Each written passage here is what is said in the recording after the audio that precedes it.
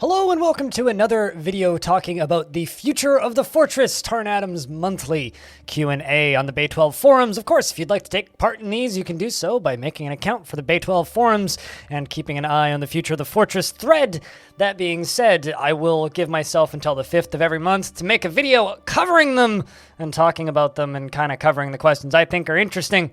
So without further ado, let's dive in. So the first question comes in from Shinoi Dweller, and they ask about idlers. And their question for Tarn is as follows. Does the current version of the game really need idlers up front in bold, fooling players into thinking that this is somehow a bad thing? Giving dwarves time off to enjoy themselves is an increasingly important part of Fortress life, and I've seen new players post in panic that whatever they do, their fortress is full of idlers. It is a useful indicator for people playing in specific ways, but it seems a bit too frightening for what it's actually showing. A perfectly healthy fortress. The first response is from Clinodev, and their response is, yeah, that's a really good question. The idea that dwarves have to be kept first year busy forever is definitely one of the community meta elements that I find myself fighting against a lot. It not only keeps dwarves from meeting their needs and making friends and finding partners and so on, but contributes heavily to the sort of overproduction and mass hauling and overpathing that gives so many people the idea that the game quickly becomes unplayable for FPS reasons. Despite evidence to the contrary, like Blind IRL's Long Death, I wonder who that is, streamed most days at playable speeds at 250 years. This is completely correct. The game slows down drastically due to use of the dwarves. The dwarves actually need quite considerably long breaks in order to find friends, partners, and loved ones. And even Tarn agrees, it's probably out of date. The next question comes in from Urist McSaddist, and they ask, are there any plans to add more depth to the off-screen battles in the near future? Maybe take powers besides necromancy into account? Tarn's response is quite simple. I don't anticipate it'll focus on powers so much, but we're going to do a lot of army stuff during the pre-magic work, after the graphics release, and off-screen battles figure into that. When we were thinking about this way back when, it involved formation on a mid-level maps, and otherwise smearing battles out over time and space, rather than just working on the report actions of a single localized battle. But we'll see where it goes. Currently, the battle screen is rather simplistic. You just get a list of things that happened, who killed who, and who got major injuries, and then everybody shows up back with the gear and the loots that they looted. I would love to see an expansion on the system, but quite frankly, I think it's a perfect placeholder for the time being. The next question comes in from Nielsen, and they're asking about migrants. And they say, I've been trying to work out what may be causing some migrant profession weirdness, specifically animal caretakers and herbalists being overrepresented in migrant waves, which is an issue I've been running into a lot since the last update. I have some questions regarding that. In 47.05, there were some changes to balance in migrants and professions according to the changelog. Can you give an outline on what exactly was changed? 2. More generally, what determines the kind of migrants that you get? I know that it's supposed to be based on the availability of professions and skills in the player's fort, and historical figs would be prioritized if possible. But can other factors have an indirect influence, like the age of the world or what little economy is being simulated currently? Number 3, under what circumstances do historical figures switch to another civilization? I've noticed that nearly all of the animal caretakers and herbalists are former citizens of elven sites. I presume the reason there are so many of them is because they are run over to the player's civ and then show up in migrant waves. But I'm not really sure what causes them to do so. Tarn's answer, I mainly removed most of the stuff based on job number completed. Now it goes more in an even mix. Some people aren't doing tons of caretaking and herbalist jobs, so this ultimately doesn't impact the issue, I think. I couldn't get it to reproduce. Number 2, anything that changes the composition of historical figures would have an impact, since it draws that from the pool. Are these worlds dominated by elves? I haven't been able to reproduce any of these character and herbalist migrant waves. I suppose there could be some weird situation of the children of artists creating a bias if there are even more elven artists and thus draw from a more performance troops. 3, they can migrate or be conquered, but they don't have a particular bias towards leaving elf civs. Now I'm going to check in here. So it seems kind of like this person has a very elf-heavy world. From my personal experience, the situation of the world surrounding kind of has some effect on the jobs. I had a pretty dead world a while back, and I had a lot of migrants that were strand extractors, for any of you who know about spoilers. But that being said, I have a feeling that this person just has a very elf-heavy world, and it is causing some heavy influxes of oddly useless jobs. I've definitely run into this myself. I can't say whether or not it's a bug, though. It kind of feels like it's just the nature of things. Next question comes in from Arrowhead Archer, and they ask, when are weather systems, basic ones, coming? Tarn's response, there is no timeline for addition stuff here. We've had things in notes, of course, and more interesting effects would be fun, but at this point, some of them are on the vast magic table, but most things on that table won't be done on the first pass, though. After that, I have no idea when I'll look at it next. Boats, maybe? Next question comes in from Plump Helmet Man, and they ask about the Myth and Magic update, and they say, so about the Myth and Magic arc, from what I understand about the cutoff between mundane and magical worlds, will there be a niche for relatively mundane human-only worlds, which still have a certain amount of magic and unusual creatures there, here and there? Something like Song of Ice and Fire or Game of Thrones? Or does the presence of magic automatically imply inhuman civs by extension? The response comes in from Partik Lundell, and they say, it would be odd if that wouldn't be a possibility. The magic sliders shouldn't be directly tied to the weirdness ones, so it ought to also be possible to play as slimes, or whatever, including elves, in an otherwise non-magical world where the gods are not real. Tarn's response? Partik Lundell's covered here more or less. There will be a variety of options, and low magic human settings are pretty popular. I completely agree. Can't wait to play some low magic humans in a magicless world. Well, more or less magically. Less, anyway. With myths of dwarves. The next question comes in from Bumber, which is a great name to say, and they say, I think I found a cause of the floating down ramps after shroom trees are cut down bug.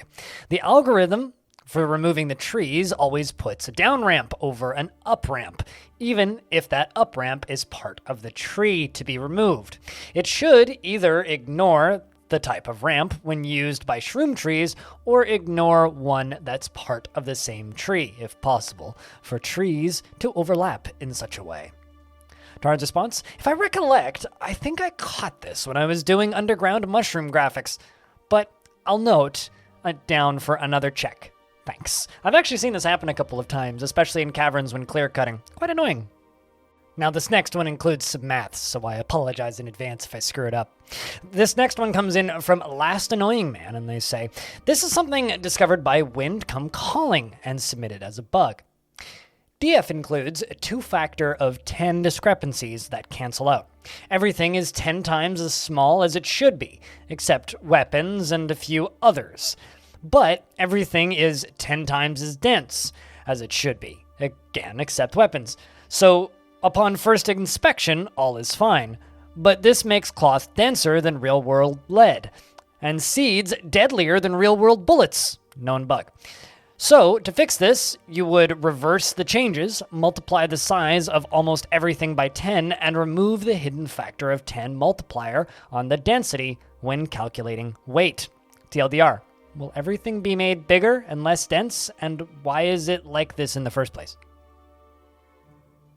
Tarn's response, volumes are not 1 centimeter cubed units in memory, only the raw files.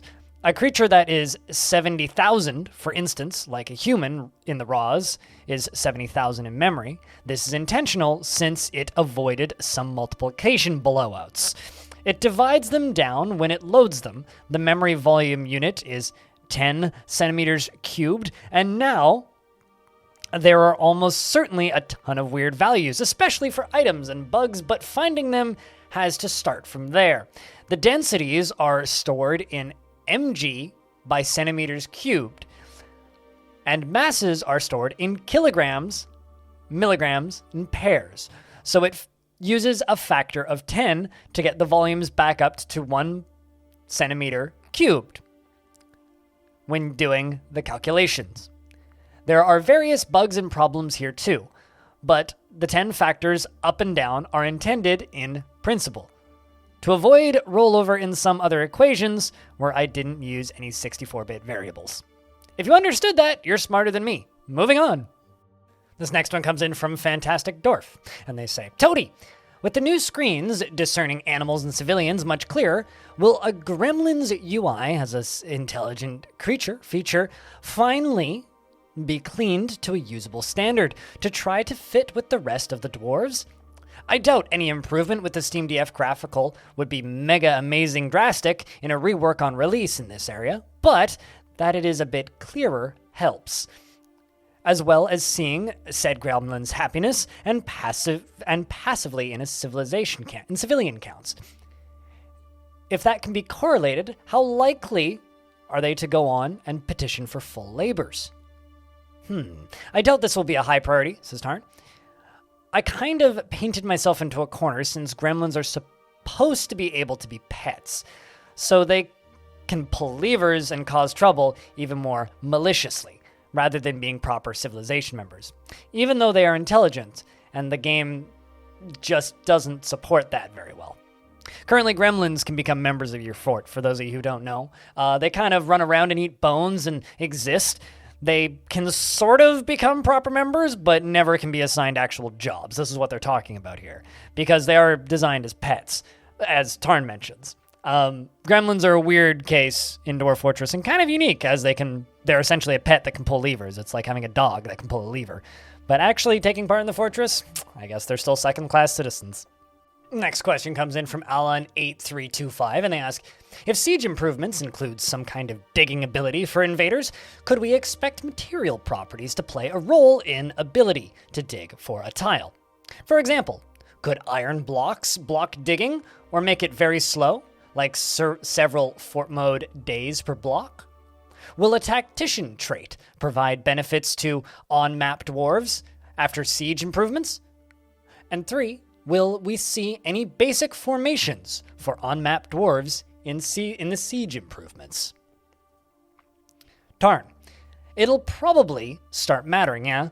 I vaguely recollect it taking into account with door breakage, but I'm not sure if the same stuff will apply, though.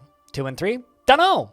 We had passed this up several years ago when I was working on army stuff, and I'm not sure if it will be revisited with the army stuff, or if everything else is going to end up being a higher priority still. Formations are certainly up for consideration again. I would love to see some formations. I don't know if anybody's seen what the developer over on Songs of Six is doing, but that combat stuff is really bloody cool, and I'd like to see some of that stuff in DF at some point. But, dreams, right? The next question is about keyboard controls, and it comes in from Sue, and they say, Hi, Toady. I know that you've already said that there will be keyboard support, but I'm worried. One of the best things about classic DF is that, with very few exceptions, all of the relevant controls are always displayed on the screen. I don't have to remember what key to press to be able to designate dig tiles. Some people disagree and refuse to believe that this is actually a really easy and elegant solution, but you know what, I digress. And for example, because it's all shown right there on the side panel, it might be a clunky in places, but I still have to remember which submenu things are in. But I never have to be confused about what key to press. None of the new screens you've shown so far have the keyboard controls displayed. In fact, they look completely unusable with a keyboard to me. They're pretty, to be sure, but there's no way for me to tell what keyboard keys to press. I'm not going to be able to play anymore. I don't have anywhere near the kind of memory needed to remember so many controls. Are you going to be making a second pass to add keyboard hints, or am I shit out of luck? Tarn's response. We've been working on getting minimum mouse-centered version ready up until this point, so there isn't any keyboard stuff to show at all. There definitely is going to be a second pass on keyboard stuff, which shall also be the pass, I imagine, where we make those DF Classic decisions about what glyphs to display for buttons, and that kind of thing. Since Classic is also going to have the same level of mouse support, we can't have a large pane that shows all of the commands by default, but the commands have to be somewhere. I'm not sure if it'll be a pop-out the way Dwarf Star suggests, or something else. There's plenty of room around the edges, though. all of the things currently stand, as things currently stand, I'm sure some of that'll end up being taken up by some new mouse options as we progress. But these spaces will likely be customizable anyway. So yeah, I understand why there's concern, since we have nothing to show and some of the screens are pretty busy with mouse stuff, but it should be okay in the end. For me on this end, I have faith in Tarn to incorporate keyboard controls, as he's been so good at that in the past, and I look forward to seeing what the DF Classic version looks like. That's actually my most anticipated thing, is I want to see what new Classic looks like, but here we are. We keep getting pixels and no ASCII. Sad face. Now, the most important question of the day comes in from Spriggans, and they say, "How's Scamps? I heard a meow on the last YouTube video, and I was wondering how our beloved cat goes." And Tarn says, "He's doing well. He's entirely adjusted to the new place. Some of the moving material included cardboard squares, which you can see him sitting in, and I think in the last Steam news video. This is true. There is a picture of Key. I will attach it above." Next question comes in from Clino, and he asks, "We see Crayon art is still trickling out.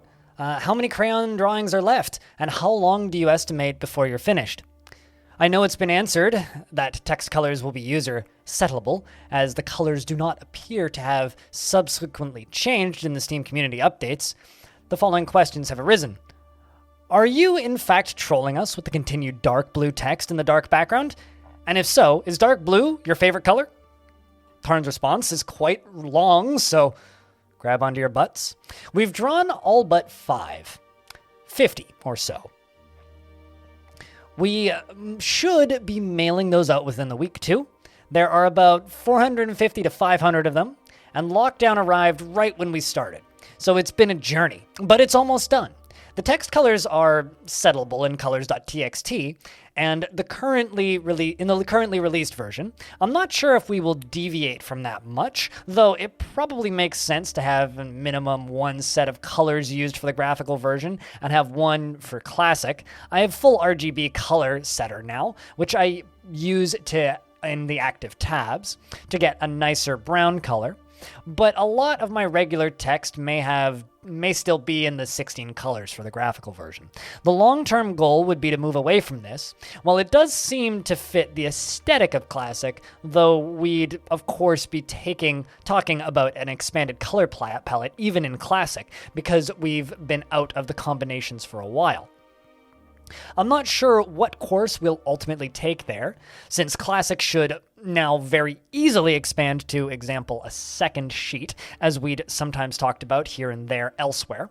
The work is still done now to do whatever we want there, though there are other considerations as well, such as print modes and terminal displays and whatnot in the original ASCII glyphs and colors work with.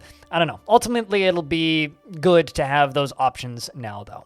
Presumably, an artist should be selecting the colors. I could certainly make a blue brighter myself, but I'd probably pick a blue that isn't very good.